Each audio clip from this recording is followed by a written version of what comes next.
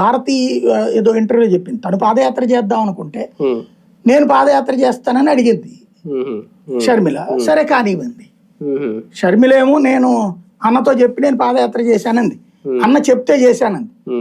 భారతి ఒక ఇంటర్వ్యూలో ఎక్కడో అమ్మాయిలకి ఇచ్చింది, చిన్న కొంతమంది ఆడపిల్లలకి, ఆ ఇంటర్వ్యూలో చెప్పినటువంటిది అయితే నేను చేద్దాం అనుకున్నాను పాదయాత్ర, పార్టీని నడుపుదాం అనుకున్నాను, కానీ ఆయన షర్మిల వెళ్ళి అడిగింది, షర్మిల నేను చేస్తాను నా దగ్గరకు వచ్చి చెప్పింది, తర్వాత జగన్ దగ్గరికి వెళ్ళి మాట్లాడమన్నా జగన్ కూడా ఒప్పుకున్నాడని చెప్పింది, సరే చేసింది అని చెప్పింది.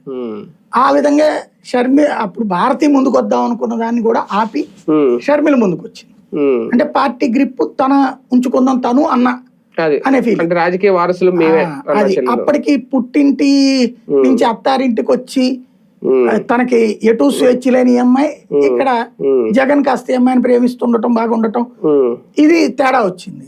ఇక వీళ్ళు రాజకీయ సీఎం అయ్యాక కొన్ని పనులు విజయమ్మ, కొన్ని పనులు షర్మిల, కొన్ని పనులు అనిలు అధికారులకు ఫోన్ చేసి ఇదిగో వీళ్ళకి అపాయింట్మెంటు, వీళ్ళకి జాబు, వీళ్ళకి కాంట్రాక్టు లాంటివి చెప్పినప్పుడు అధికారులు వెళ్ళి జగన్ దగ్గర చెప్పారు.